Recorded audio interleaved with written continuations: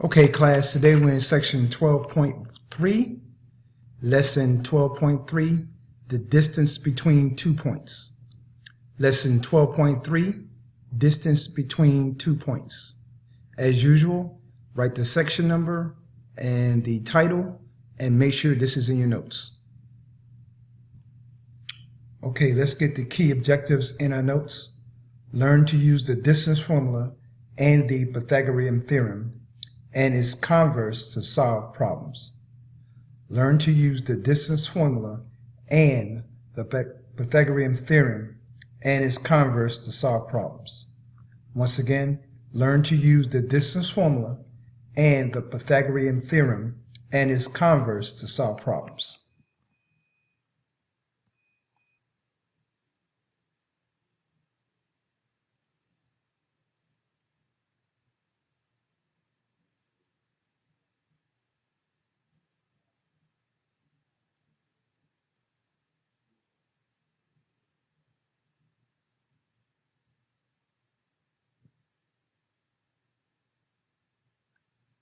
You know, the Pythagorean theorem, of course, is such a cool result because it involves the lengths of right triangles, and if we know two lengths, we can find the third length. If we know, for example, two legs of a right triangle, their lengths, we can find the length of the hypotenuse. And in fact, that principle allows us to do something really cool.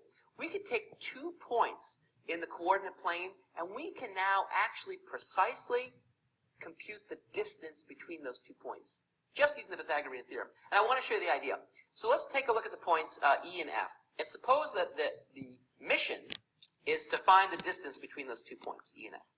Well, to find that distance, that means the straight line distance, what we really want to do is find the line, the length of this line segment that connects those 2 points. So here we go. So I draw it in. I want to find that length. Well, it's kind of skew there in the coordinate plane. How could I think about that? Well, actually, if we look at these little lines that kind of depict where the values are, we could actually produce a little right triangle. And these lengths, this is a horizontal length, which is really easy. We just subtract the x's. This is a vertical length. That's really easy. We just subtract the y's. And if we know this length and this length, then we can actually find this length by applying the Pythagorean theorem. In fact, let's just try it in this little simple example. Here I see that this length, I'm going to use, of course, blue, obviously. This length I see is the units here are 1, 2, 3, 4, 1, 2, 3, 4. So all the units, these marks are 1, 1, 2, 3, 4. So this length right here is length 4. And this length here, 1, 2, 3, is length 3. So I can actually find this length by using the Pythagorean theorem, which would say that 3 squared plus 4 squared equals, and I'll give this a name. Let me call this length, I'll call it d for distance between those 2 points, equals the hypotenuse squared, which in this case is d squared. And so this means 9 plus 16 is equal to d squared, which means that 25 equals d squared. And now to solve this, of course, if this were just an equation just coming out with no context, there are, of course, 2 solutions. There's positive and negative, the square root of 25. But this represents real length. If you look on a real ruler for real length, you never see negative numbers. It's only positive numbers. And so, in fact, this is going to be the positive square root since it's an application. In general, there's always 2 solutions. Here we look at the positive square root of 25, which, of course, tells us that that length is 5. So we could use the Pythagorean theorem to actually resolve this question of finding the length. And we can do this in general, by the way, because what is this? This is nothing more than one x value minus the other x value.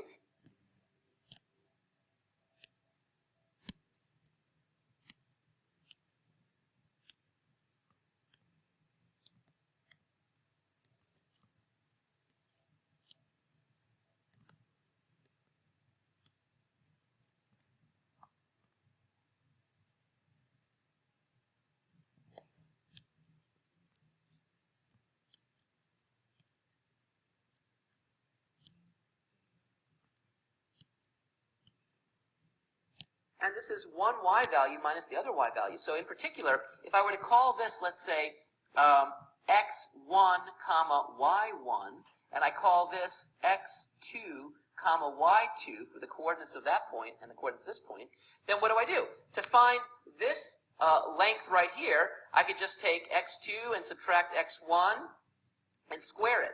I don't even care about the order. It could be x2 minus x1 or x1 minus x2, because when I square, it makes everything positive. It's like taking the absolute value, but even then more so, because I'm actually going to square it. So I would take that length squared, and then add it to this length, which is just the difference of the y's. So y2 minus y1 squared, and then take the square root. And so we actually just derived the formula for the distance between 2 points. If you have 2 points, x1, y1, and another point have coordinate x2, y2, then the distance is the square between them is the square root of the differences of the x's squared plus the differences of the y squared. And you can see that happening here. That's exactly just one leg squared plus the other leg squared, and then we take the square root to get the hypotenuse. So you can memorize the formula if you want, or you can just think.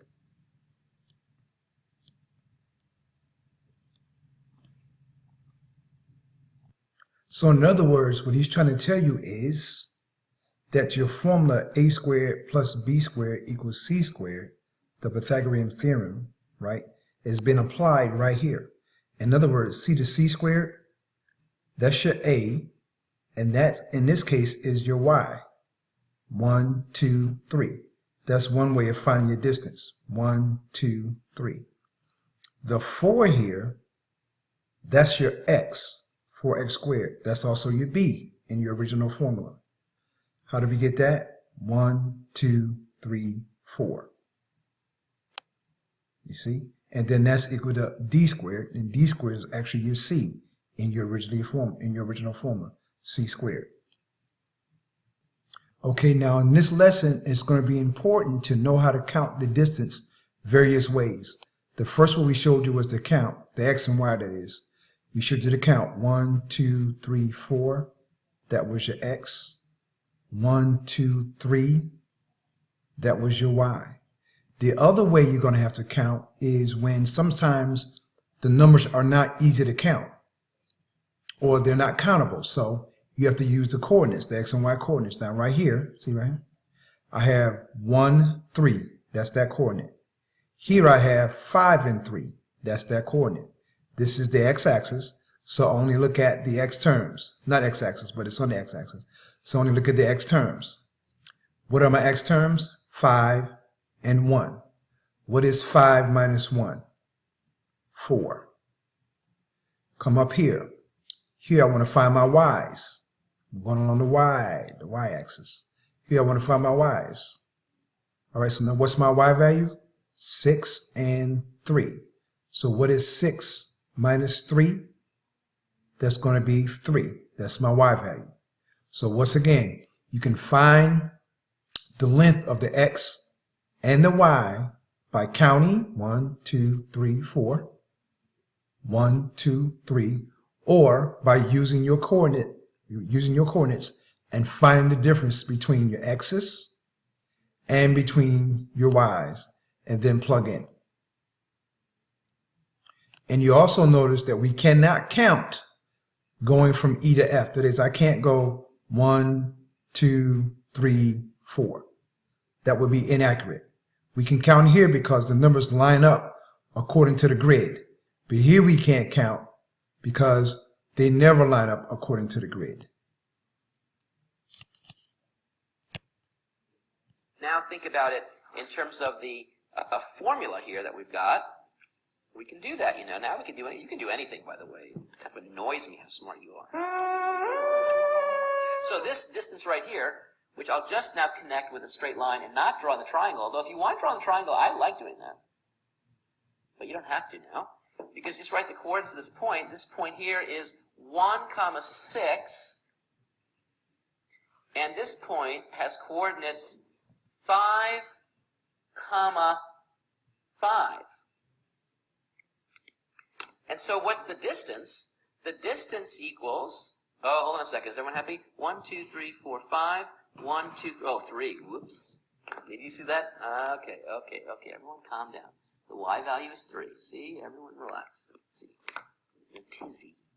Okay, so D equals the square root, we're going to find the length of the hypotenuse, of the differences in the x's, and so that's going to be, let's say, 1 minus 5 squared plus the differences in the y's, which is going to be 6 minus 3 squared. And now we've got to simplify. So first we do the parentheses stuff. So 1 minus 5 is negative 4, and I got to square it, plus 6 minus 3 is 3 squared. Put the hat over it. So I have the square root of 4 squared is, negative 4 squared is positive 16. 3 squared is 9. This equals the square root of 25. And just like magic, we get back to the answer we had before. The distance is 5. But notice we didn't draw the triangle, although you can maybe still see it. Do you kind of see it there? It's kind of still there. And that's why this formula works. Let's try one more example just to really make sure that you are happy in life. Because I want you to be happy. It's very important to me that you're happy. So here I've got 2 points, G and H, and I want to find the distance between them. And so I'm just going to use the distance formula, although we understand the Pythagorean theorem is happening in the background. But here's the formula that we're going to use. We can connect them with a straight line if you want, just to kind of see that straight line distance that we're trying to compute here. In fact, if you do that, you can actually, do you see the right triangle there? There's the right triangle. And that length is going to be given by this through the Pythagorean theorem. So let's just apply. So this point has coordinates 1, 0, because it's on the x-axis, so there's no y value. And here, this has an x value of 6 and a y value of 2, so it's 6, 2. And what's the formula?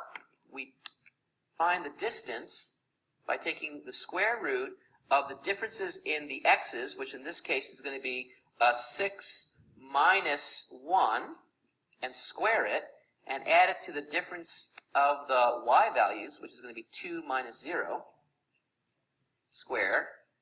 And what does that work out to be? Well, this is going to be 5. 5 squared is 25. And this is going to be 2 minus 0 is 2. 2 squared is 4.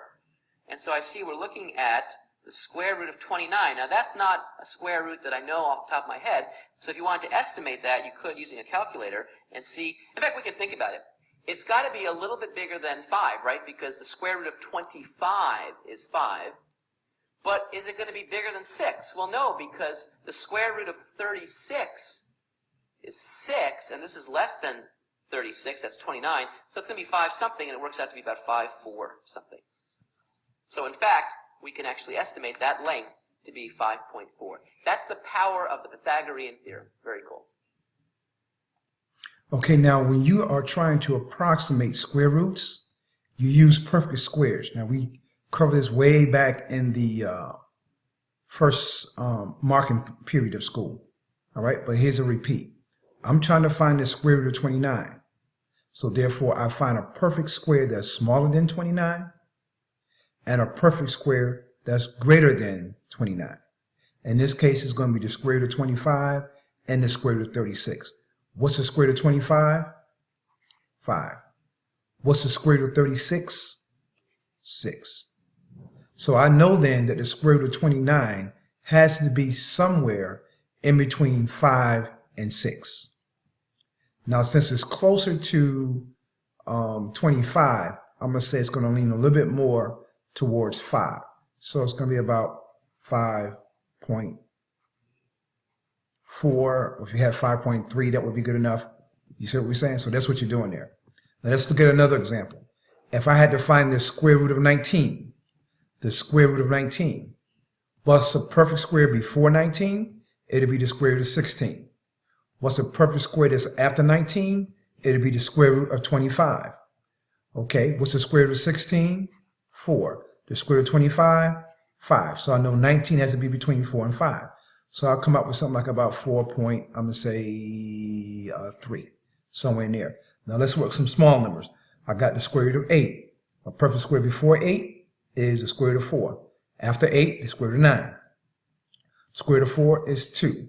Square root of 9 is 3. So I know 8 has to be somewhere between 2 and 3. So I'm going to say about 2.5, somewhere in there. Okay, read your calendar and make sure we get started with today's lesson. Once again, read the calendar and get started with today's lesson.